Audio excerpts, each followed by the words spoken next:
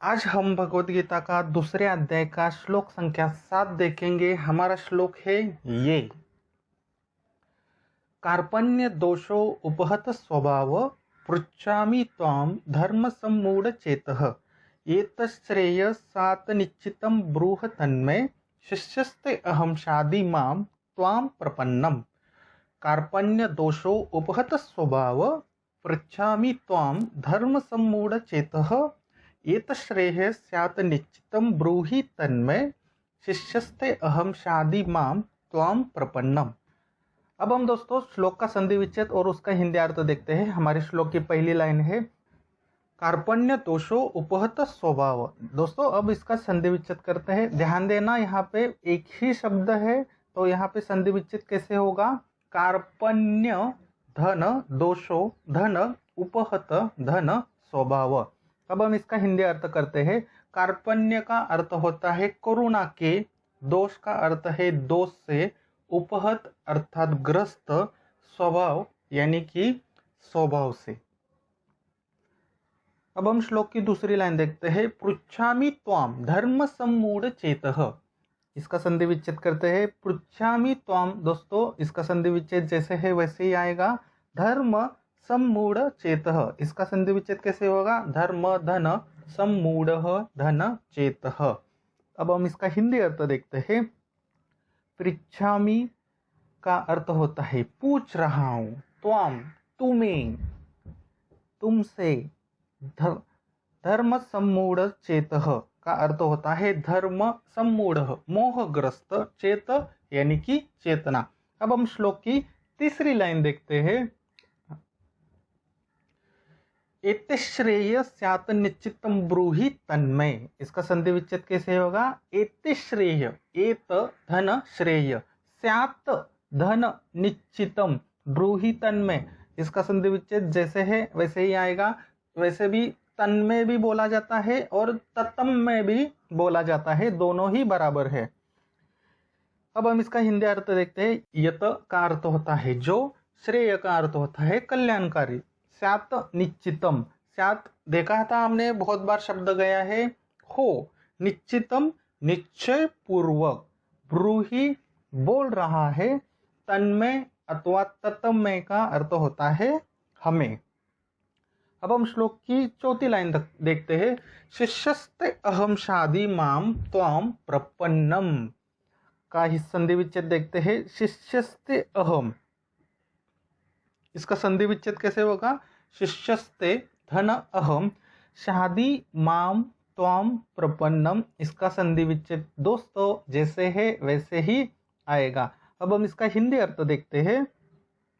शिष्यस्ते अहम, शिष्यस्ते यानी कि शिष्य समझो, अहम हमें, शादी, यहाँ पे शादी यानी कि हिंदी वाली शादी नहीं है। यहाँ पे शादी का अर्थ होता है उपदेश दो, माम मुझे, त्वाम तुम्हारा, प्रपन्नम का अर्थ होता है शरणागति।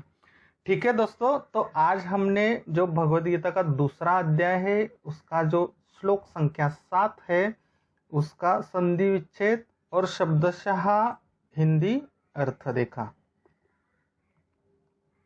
अब हम देखते हैं संस्कृत श्लोक कैसे पढ़ते हैं और श्लोक का हिंदी अर्थ क्या है। किसी भी श्लोक को पढ़ने के लिए दोस्तों हम लोग उसके 4 भाग करते हैं। यहाँ पर हम 3 बार श्लोक पढ़ेंगे। कृपया करके आप भी पीछे से बोलिए।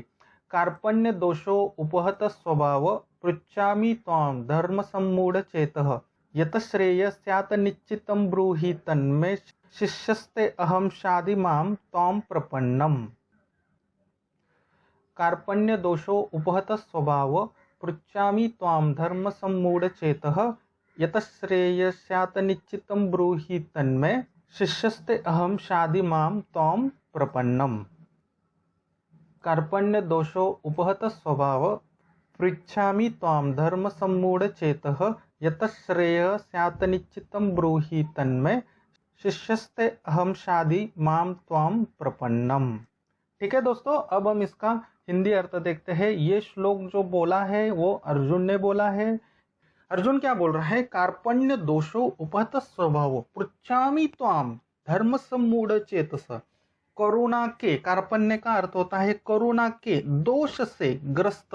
अभी हमें करुणा मतलब कि क्या, कि हमें मोह चढ़ गया है, उस मोह से दोष उत्पन्न हुआ है और हमारा स्वभाव पूरा उस दोष से ग्रस्त हो गया है। समझ में आया? नहीं? ठीक है, मैं आपको एक बताता हूँ। देखो, कोई आपको लत लगती है, जैसे कि एक शराबी है, ठीक है, पहली आदत होती है, बाद में लत होती है। यहाँ पे भी अर्जुन को पहले क्या हुआ, मोह चढ़ा, फिर वो लत लग गई।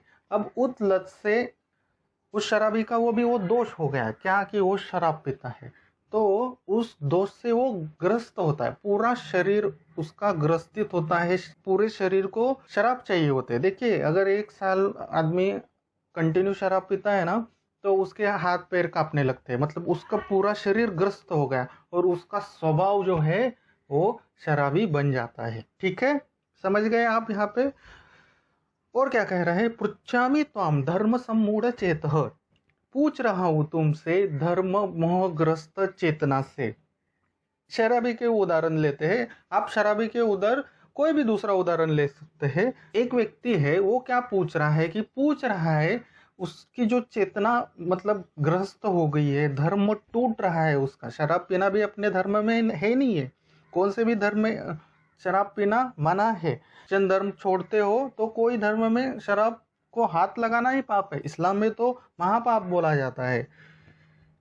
तो यहाँ पे क्या हो गया, धर्म मोहग्रस्त हो गया, और चेतना यानी कि आत्मा, आत्मा है वो कैसी हो रही है, मैं आत्मा से पूछ रहा हूँ। यतश्रेयस्यात् निश्चितम ब्रूहि तन्मय। अब यहाँ पे क्या बोल रहा है, जो कल्याणकारी है निश्चित पूर्वक हमें बोलो। अर्जुन क्या बोल रहा है कि हम लोग युद्ध करें ना करें, ये सब दोष हमारे शरीर में उत्पन्न हुआ है। मैं जो ये मोहग्रस्त धर्म हो गया, मेरी जो चेतना है, आत्मा है, वो मलिन हो गई है। अब मुझे जो कल्याणकारी हो निश्चय पूर्वक बोलो हमें। और क्या बोल रहा है, शिष्यस्ते अहम शादिमाम त्वाम प्रपन्नम। वाह, क्या बात है। यहाँ पे अभी अर्जुन क्या बोल रहा है कि शिष्य समझो हमें, उपदेश दो मुझे, तुम्हारे शरणागति में आना है। बुद्धिज्म बोलते हैं ना कि बुद्धम शरणम गच्छामि, वैसे अभी अर्जुन बोल रहा है कि शिष्यस्ते अहम शादिमाम त्वाम प्रपन्नम। देखिए, यहाँ पे शिष्य समझो, उपदेश दो, किसे, मुझे, ये अर्जुन बोल रहा है। और अब मैं तुम्हारा कौन हूँ, शरणागति, शरण नहीं शरणागति। प्रपन्नम है, क्या है, प्रपन्नम। देखिए, शरणागति और शरण में बहुत फर्क है। किसी को आप मानते हो यानी कि आप उसके शरण में है, किसी को आप फॉलो करते हो, किसी के विचार को फॉलो करते हो, उसको शरणागति बोलते हैं। तो मानना का अर्थ होता है शरण जाना, और फॉलो करना अर्थात शरणागति। देखिए, गति यानी कि आप उसको फॉलो कर रहे हो, चल रहे यानी क्या है, वो गति है आपकी।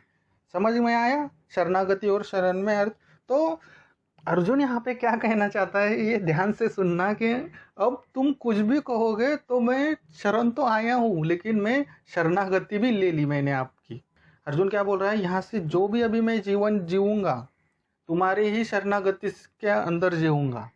यहाँ पे आपको एक बहुत बड़ा फायदा है कि आज तक आपने और मैंने जिंदगी जी ली, तो जाने दो कितने पाप किए, अनजाने में किए, जाने दो। यहाँ से आप भी श्री कृष्ण को शरण जाइए।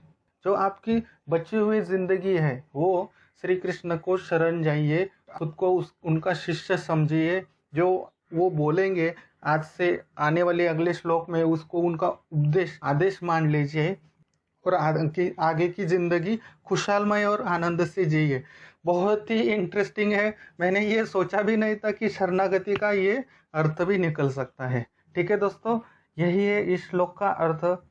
श्लोक कैसे याद रखें, विद विजुअलाइजेशन करते हैं दोस्तों। अभी विजुअलाइजेशन के लिए हम लोग 5 ज्ञान इंद्रियों का यूज करते हैं। कृपया करके आंखें बंद कीजिए, कपित ध्वज है उसको प्रणाम करेंगे। अब हम विजुअलाइजेशन करते हैं। आपको सामने क्या दिखाई दे रहा है, आपको सामने कृष्ण का रथ दिखाई दे रहा है, और उस वहाँ पे 5 घोड़े हैं। सारथी की जगह पे कृष्ण बैठे हैं, पीछे अर्जुन है, अर्जुन मायूस है, उदास है और अर्जुन उदास और मायूसियत में क्या बोल रहा है वो देखने की कोशिश करेंगे। अर्जुन बोल रहा है कि कोरोना से दोष उत्पन्न हुआ है और दोष से पूरा शरीर जो है वो ग्रस्त हो गया है और पूरा शरीर जो ग्रस्तता आई है वो सब हमारे स्वभाव में आई है।